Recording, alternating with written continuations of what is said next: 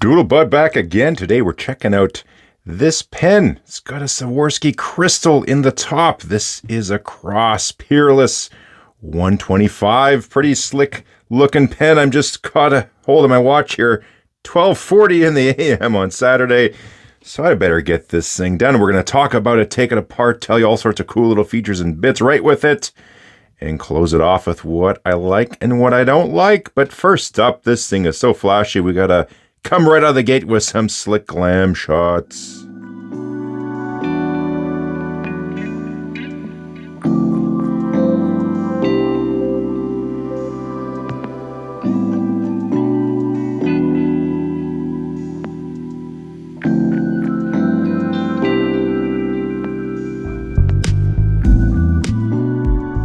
This is my first Cross pen. Well, Cross fountain pen. I have some other Cross pens, ballpoint.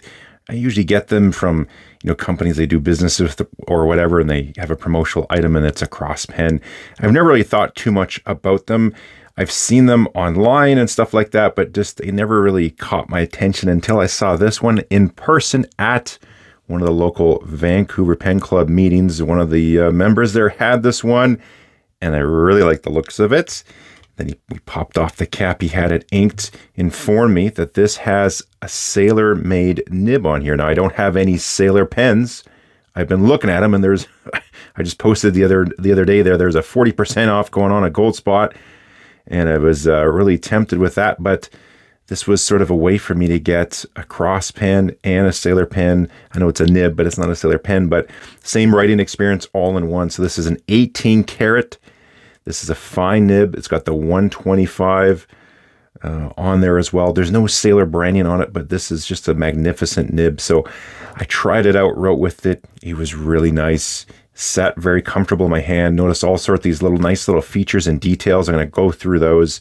And then he informed me of the price, and it was a steep discount. So I took him up on the offer, and I'm quite happy with the pen. So I've had it for, like a week and a half or something like that, and it's been performing great. So let's roll through it and give you some details. It's a good thing I got my own measurement devices here, because I looked up the measurements on a website really quick that sells this just to get the dimensions to save me some time. But I looked at the dimensions. I thought, those don't seem right. So I checked them, and they were all wrong. So good thing I take the time to do this. These, by the way, I have some other ones, some metal-bodied ones. These are plastic.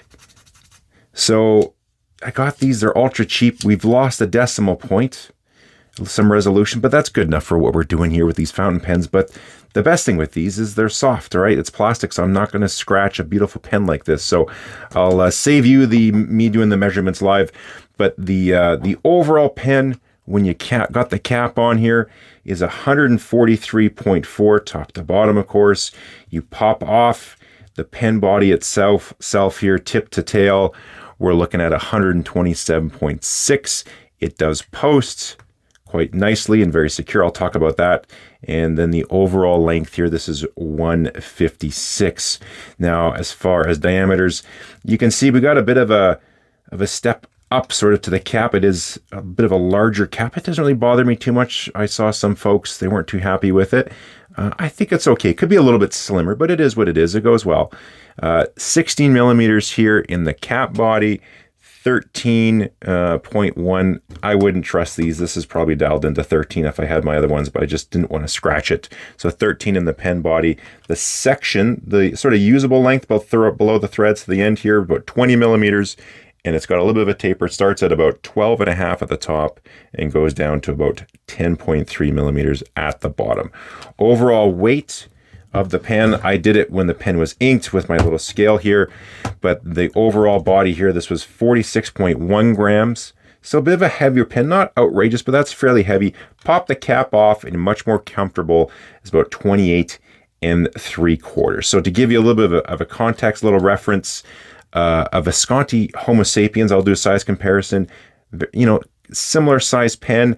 The Visconti is like 41 grams versus this is 46. And the body on a Homo sapiens, this is the Bronze Age I'm referring to, is 24 grams versus this is like 28, 29. So for visual reference, we got the cross there in the middle. And starting off, this is a Pelican M805, followed by Visconti Homo sapiens Bronze Age, Mont Blanc 149, and Pilot 823. So I aligned the back of the pens. So very close. I'd say it's the closest to like the Visconti Homo sapiens and sort of the Pilot 823. This one's just a touch shorter. Let's pop off the caps and show you that. And here we are, caps off, ready to write. So you can see it's very, very similar to these pen sizes once the cap is off. So if you're comfortable with any of those, dimensionally, you'll be pretty happy with this Cross Peerless 125. Going through all the little finer details and features of the pen, let's just start off with the thing I kind of started off with. Oh, I got some fingerprints. Give me a second. There we go. It's all shiny now. So we got that Swarovski crystal on the top. Yeah, you know, I don't have any pens with that, but it does give it a bit of a flash to it.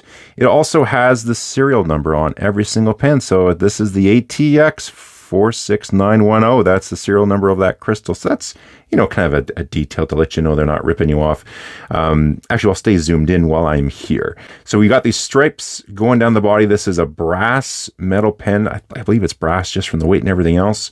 And you got a lacquer finish on top. It's got all these nice fine details, these fine lines going down here. Kind of gives a bit of a retro vibe, I would say, kind of late 70s, early 80s kind of thing. I like it. I like the color scheme that goes well with this. There's all sorts of different finishes. This one sort of really stood out to me. So it's all on the cap and the body here, as you can see. That eats up machine time. That's quite a detail to put in there. There's no sharp edges on it, so it's done quite tastefully. But the finish on this is quite nice. So this is an expensive pen. I didn't pay the full retail price, not even close. I wouldn't do it. The price I paid is crazy cheap. There's a bunch of steel nib pens that are more expensive than what I paid. But that does add to the overall cost when you're machining it. You got the nice clip on here. Looks nice from this angle. It's got the Cross logo, but on this angle, this is about my only gripe with the whole pen is this clip. I don't think it really goes. I don't know how it got past the design team on that one. I know some of their other pens, the clip looks like this with the style. I just find with this pen, it just sticks out a bit too much on it. So that's about my only gripe. It is quite stiff. I don't really use clips. I don't put pens in shirt pockets, so that doesn't bother me whatsoever. But if you are someone who likes to clip all the time, it is quite stiff. But for me, it's more just the aesthetics of it sticking out. From here, okay, from here, just looks a little bit funny. The cap comes off. Oh, actually, while the cap's on, let me show you this. So there's all sorts of little fine details in here. So this clip lines up perfectly on center with the Peerless logo. That's a nice detail. This is a single start thread because if it's multi-start, well, you could start it in multiple points. So the clip can end up at the bottom, or for a 4-start thread, it'd be on the sides as well. So single start thread to do that. It is 2 rotations to take it off. When you come down here, the section here, this is a plastic, but it feels like a nice, sort of like the Mont Blanc resin on their pens. It feels very same. You're not going to have to worry about, you know, paint rubbing off from all the friction here from your finger. So that's quite nice. And then we got that beautiful Sailor Nib. I will do a writing sample as well. Let's take a look into the cap here a bit more. I'll turn the flash on. So you can see here it has a cap liner, and in there it does seal quite nicely. You have a step down there. That's to receive the end of the section and form a nice seal. So I haven't had any problems with dry up at all. It has fired up every single time. And at the bottom, we have a very nice button head cap screw, I should say, to keep everything together. So I imagine that's to suck that on. I'm not going to take that off. I just don't want to risk anything. It's a new pen and it's kind of expensive. But yeah, it looks like it's either stainless or plated. But anyways, that is a good fastener. I like to see that. We are doing metal threads, okay, here going into a plastic liner. I do gripe about that, but there is a way to do it properly. And on here, they have done it properly. So the thread profile is quite nice. These are not too aggressive or too sharp. It's not like you got a couple of pizza wheels there cutting into your fingers. Sorry about the vibration. I think the tripod's a little off balance. But that goes into the plastic liner here, and they do have a thread stop. So the threading is nice and smooth. It's not aggressive. It's not beating it up, and you got a depth stop in there, so you're not going to over tighten it. That's as far as it goes. Everything lines up. So that's nice. They did that properly. When you go to post it, now a lot of people might not post the pen because it does make it quite long. For me, it sits just fine. It does back weight it, but again, just how I hold my pens, it just sits in there in the cradle quite nicely, and I don't find it uncomfortable. But this is plenty large enough to write unposted. I think that's the majority of people would do it that way. But the capping mechanism, so you got this nice little ring on here, this little groove that's machined in. You might not think much of it, but that's how it posts. So I'll be real quiet, see if we can hear this. It's very, very subtle, but just perfect. So it goes on with just the nicest of pressure to let you know it's properly on there. But it actually, you need more force to take it off, which isn't a bad thing. That might annoy you. It's not hard at all. It pops off very nice and smooth. But this cap is not going anywhere. So that's nice. You're not going to drop the cap and potentially break it or scratch it. Also, too, it does rotate when it's on there, but it's got just the perfect, like really nice. Sometimes there's knobs or dials and just you turn it and it just tactile. That feels just like a perfect turn. This is how this cap is. It's very, very well done. And so too, if you're, OCD and you need to line up the clip with the nib before you write, you can get everything all set there. You can bump your tripod. Sorry about this. Set it in there and write with it. And it's not too loose. It's not going to rotate on you when you're writing. Again, not important, but it's a nice little detail that they thought of. Let's take the pen apart here. As you can see here, you got the Cross Peerless 125 on there. I think it's 125 is 125th anniversary of Cross, I believe. Someone can correct me in the comments, and I know you will. We come off of here again. We have a liner in there. We got metal threads. These are sharper than the ones that are on the body, but they're not too bad. But also same thing. We have a depth stop, so you can see if I'll put the flash on. We have a little ridge right here, a little step. Okay, and so the body, it's going to catch here, this outside diameter there. It's going to go down and secure, go over top and stop there. So we're not going to go too far and strip things. So again, all these little details are nice. These are things that can just totally break a pen if you don't think of them, but they thought of them. Looking down there, the focus can be impossible, but yeah, it's brass. I can see the raw brass down in there.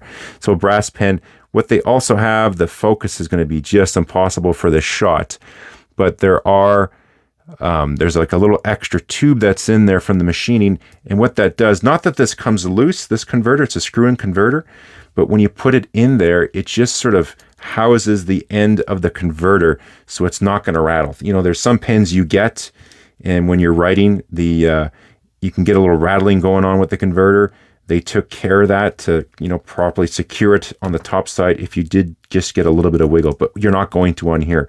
This takes a proprietary Cross converter and Cross cartridges. It comes with 2 ink cartridges when you get the pen. Another detail, so there is, I don't know if it's a date code or if there's a limited number of these pens, but this is 217. It is, again, a screw-in converter, and I just was bitching and moaning about this the other day on my trash pens video. And, you got, again, metal threads going on to converter, but these are much better threads. You don't see all sorts of carnage on that plastic. And one of the big reasons, I won't be able to really show this to you, but I'll explain it. Again, talking about tactile feel, you put it in here, the threads, it doesn't want to cross thread. They're perfect. You drive it down, and this is the one danger with threading a converter on, is if you don't have a depth stop, but they have this beautiful tactile feel. You can feel it tighten. And then if you just turn it like an extra 1/8 of a turn, it just goes shunk. I'm making the noise. There's no noise because it's so smooth, but it's just that extra little, probably 1/16 of a turn. But you just know, okay, it's bottomed. I don't need to turn anymore. And actually, you could wrench on it, but you don't need to turn anymore. So all those little attentions to detail, that took some work to put that into design, and they've done that quite well. So all in all, the pen fits together quite nice. The converter here is quite smooth. Everything's fine. They kind of smoke it instead of it being clear, which is totally fine as well. So yeah, I got no gripes with the overall construction. All the fine little details are there. The functionality of it, the writing experience is great. I'm going to go through that with you as well. Yeah, the posting, I quite enjoy that a lot. The focus on this camera, I cannot stand. But that's nothing new every single time. But yeah, the only gripe I have so far on this pen is just that overall aesthetics of that clip. It just looks a little bit funny, like it's just sticking out. Who is that guy way back in the day? I don't know if it was in the 40s or something, but he had that giant nose, something Durant, Jimmy Durant, was that his name? I can't remember. But that's sort of, it's just too big. It sticks out too much. But there we go. Let's put some ink in it. Let's write with it. Finish off, tell you what I like, what I don't like. I think you know what I like and don't like. You know what I don't like. But we'll give you some clothing thoughts and take it from there. I was looking for an ink to put in the pen, and I just put my ink in the cap. Damn it. I haven't used this for a while. Monteverde Horizon Blue. So nice bright ink, got a little bit of a sheen to it. Thought I'd crack this out. The bottle's almost empty, so why not? There's a little look with some ink on the nib. I'll wipe this up, then we'll start writing.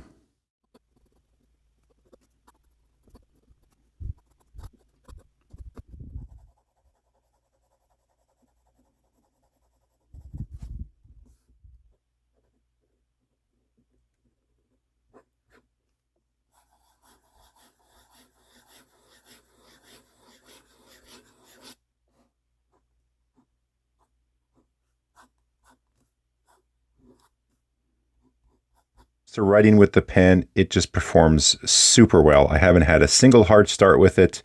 It is a fine nib, so this would be like a Western extra fine that this pen here, the Kaweco Sport, this, I don't know, it was kind of hard start on me. I haven't used it for a while. I don't use it much, but that's a fine, and you can see it's finer than that. So this is off the Opus Omar 88. I had some goo in the tines there, but that's an extra fine, so it's pretty close to that. So the Sailor fine is very, very similar to the fine nib on my vintage Pilot Elite.